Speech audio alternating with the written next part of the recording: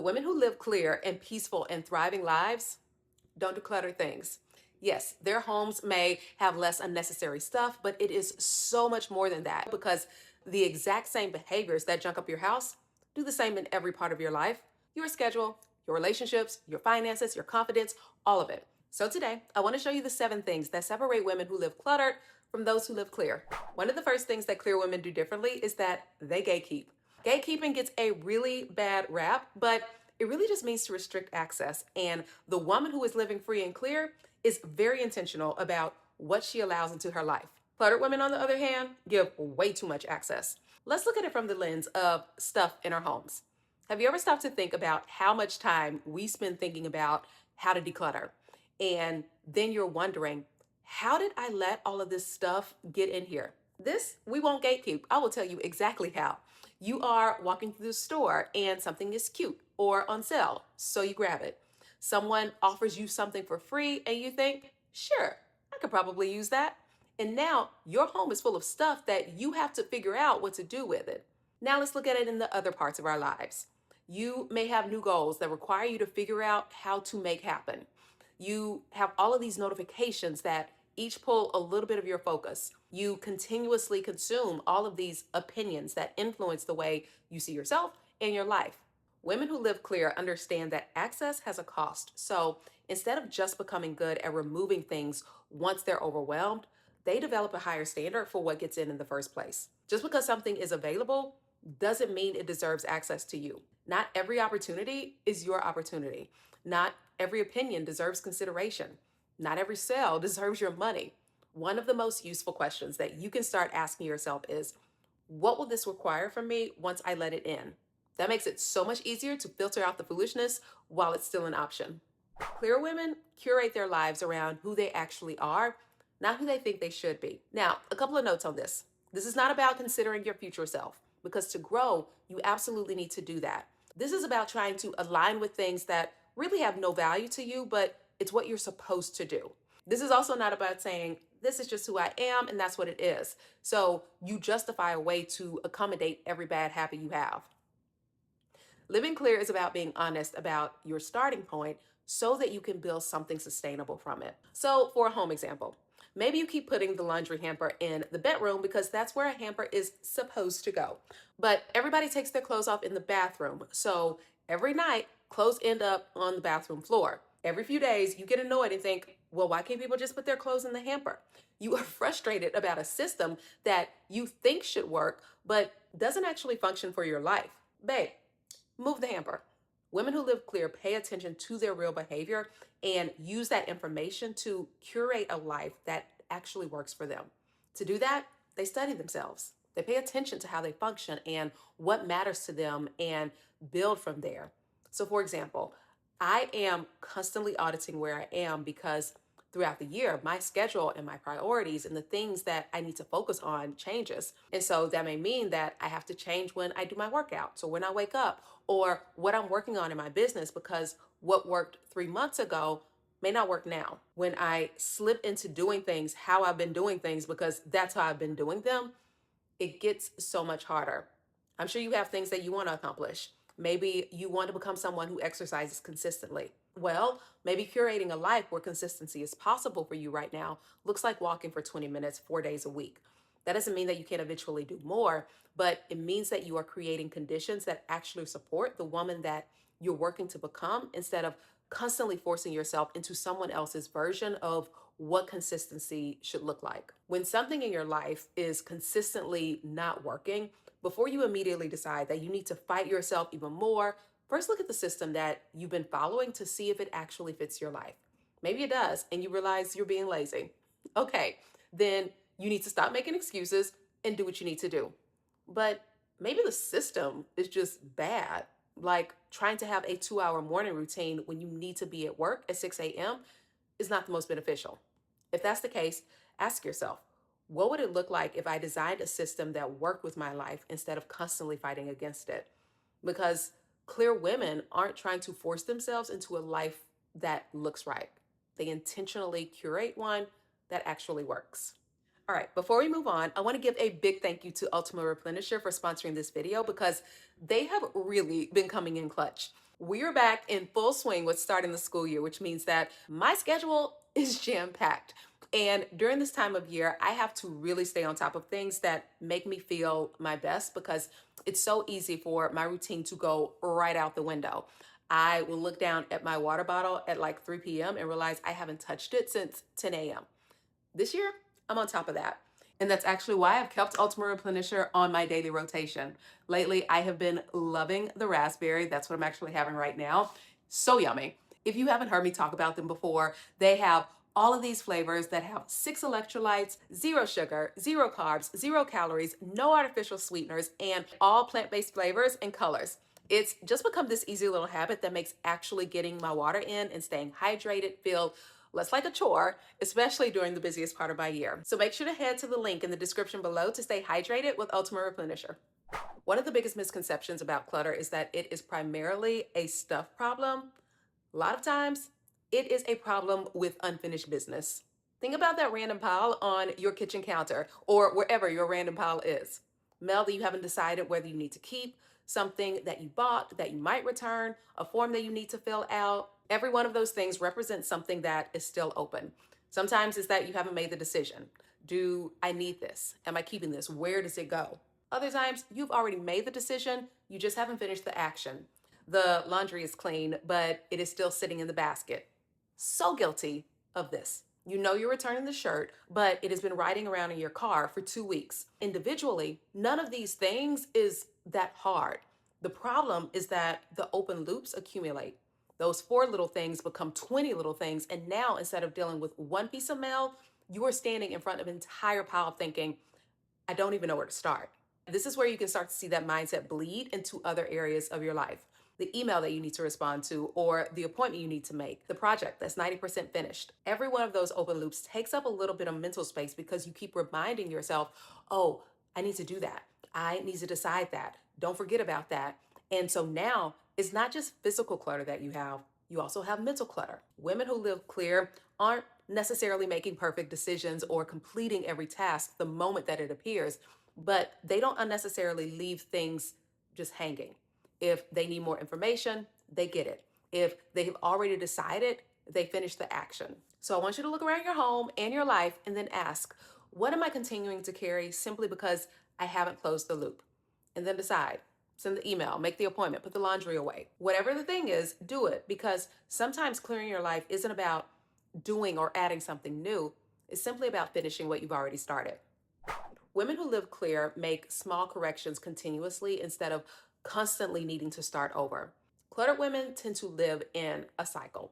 Things accumulate, get overwhelmed, finally reach a breaking point where something needs to change, and then comes the reset. Now we are seriously getting our lives together. And for a little while, everything feels amazing until life happens. Things get busy and start accumulating again. A few days get missed, things get off track, then really off track until ultimately you're right back where you started. So you decide you need another reset and the cycle starts all over again. Same mindset with our lives. You overspend or get out of routine or let something slide for a week, and suddenly you feel like you need to completely reinvent your life. It really is a cycle of foolishness. If a massive reset is the only way you know how to maintain your home or your life, then something is foundationally wrong with the operating system. Let me ask you this. Why does something have to become unbearable before you're allowed to make it better? Not that bad cannot be the standard. This is something that's come up inside the collective of learning to notice what's happening in our lives before we are in full-blown survival mode and making those small corrections along the way. It's not that women who live clear don't get off track. They totally do. They have messy days, they get cluttered, they miss workouts, they sometimes overspend, but the difference is that they don't interpret a little drift as evidence that everything has fallen apart and needs to restart. I love giving the analogy of going on a trip. We will sometimes drive to Dallas from St. Louis and can never get the whole way without stopping. So we'll stop at the gas station or wherever, and if our GPS is on, it'll say something like rerouting, or it'll just wait until we get back on the path. It doesn't say, oops, they've gotten off, let's restart at St. Louis, because that would be dumb. And yet that is exactly what we do in our lives. You don't need to go back to the beginning. You already made progress. You already learned things. You already drove part of the way. Keep going from where you are. Do the next thing that lines up with how you said you wanted to live. Success in any area isn't about never getting off track. It's about getting so good and making corrections without turning every detour into a restart. So, next time you have a little slip, make the correction, keep it moving. Clear women also don't let every possible future control how they live today. The cluttered woman's mantra is, but what if I need it someday? Theoretically, yes, there is a scenario where it is possible that you may need it someday. And so if your standard is, could I possibly need this at some point in the future? You will justify keeping almost anything. Women who live clear learn to distinguish between preparing for a reasonable future and trying to protect themselves from every possible future. For example, keeping an umbrella in your purse because it rains where you live is reasonable preparation. Having an emergency fund, insurance, not always being on your last roll of toilet paper, that's all reasonable. There are plenty of ways that we can wisely prepare for what could happen. But keeping 12 versions of something because one day might come where there's a specific circumstance where you could possibly need one of them, ciao, that's fear maxing. When you build your entire life around what if, you sacrifice the life that you actually have to protect yourself from lives that don't even exist. Preparation is supposed to support your life, but what fear does is it stops you from living it. Women who live clear still prepare. They save money, they think ahead, they make backup plans when those are warranted. This isn't about becoming careless. It's about recognizing the point where wise preparation turns into fear in an effort to guarantee certainty. No amount of stuff, money, or planning or overthinking can guarantee that nothing unexpected will happen. So, living clear does require trust. Trust that if something unexpected happens, you will have the resources, the capability, the wisdom, and the creativity and options that you can't necessarily see today. For me, there's also another layer of trust underneath that. I don't believe that security comes entirely from my ability to anticipate every possible thing that could go wrong. I prepare wisely and then I trust God with what I can't predict. Learning to get to that place meant that I had to start asking whether I was keeping something as a reasonable response or a fear based one. And I want you to do the same. Ask yourself, am I wisely preparing for my future or am I fear maxing? Am I allowing fear of my future to clutter my present? Cluttered women try to manage it all. Clear women question the load. When life starts feeling cluttered, many times our first instinct is to figure out how to manage it better. You can see this so clearly in your home where you can't fit anything else underneath the bathroom sink, so you buy another organizer. You have too much stuff in your kitchen cabinets, so you are watching videos about how to maximize cabinet space. Sometimes we absolutely need better systems, but sometimes the problem is that you're trying to organize something that you don't need to be managing at all. And that is the next thing that separates clear women from cluttered women. Cluttered women try to manage it all, but clear women question the load. Maybe you don't need a better way to store 17 water bottles or another storage bin for all of the clothes that you aren't wearing. Maybe the problem isn't that you haven't figured out how to make it all fit, but that there is just too much to fit. Now, let's think about it with your life because it shows up everywhere else too. You have committed yourself to 5 different goals. So now you're trying to figure out how to wake up earlier so that you can fit all 5 of them in.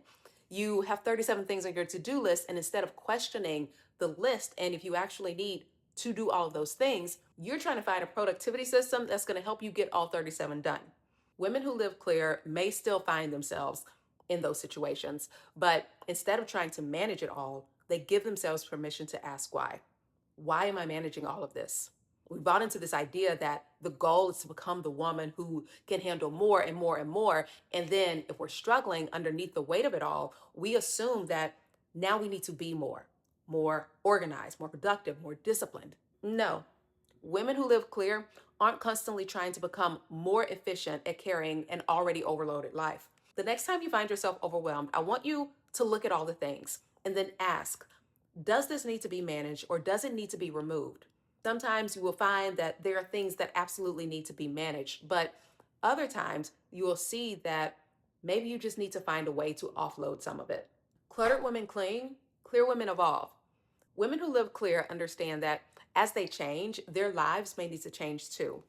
You know that moment where you open your closet and it is full of stuff that doesn't quite fit who you are now, but you feel the need to keep those things anyway. If you've been around, you've heard me say that the stuff that we cling to is rarely about the stuff itself, but often about the identity that's attached to it, who we used to be, who we thought we'd be, the money we spent, the season of life that it came from. And so changing our relationship with those things can feel complicated. We've changed, but we're still trying to convince ourselves that an old version of our life fits. In the rest of our lives, we hold goals in the back of our minds that were really important to us at one point, but haven't stopped to consider whether they're still important anymore. We keep showing up in relationships according to roles that we have played for years, even though we've changed. We even carry stories about ourselves. I am the quiet, shy one. It's hard for me to make friends. I'm bad with fill in the blank. At some point, you have to ask, is this who I actually am, or is it simply who I've been?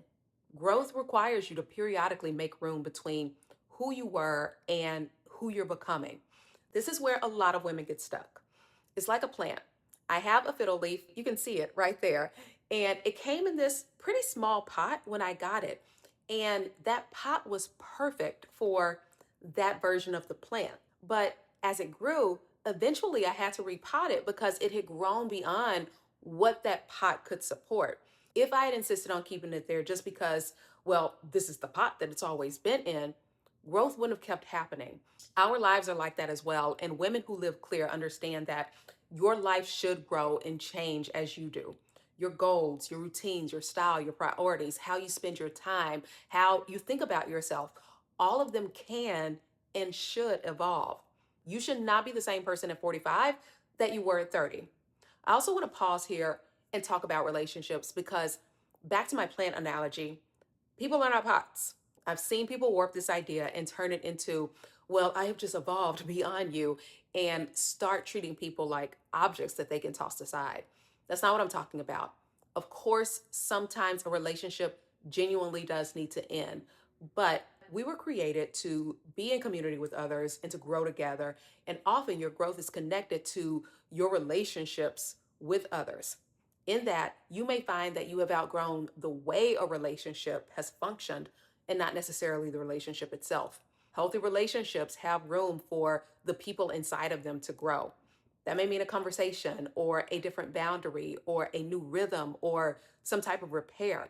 Sometimes you simply need to give each other permission to become the people that you weren't when the relationship began.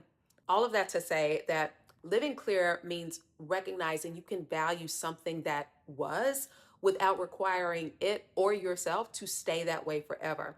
So instead of only asking yourself what you need to get rid of, I want you to ask, what in my life needs permission to become something different? All right, my friends, I hope you enjoyed this video. If you did, let me know where you're living cluttered and where you're living clear, and share with someone else who needs it. Also, if you're not subscribed, like, well, what are you doing? I'm gonna need you to jump on that. I love you so much, and I will see you in my next. Mwah. Bye for now.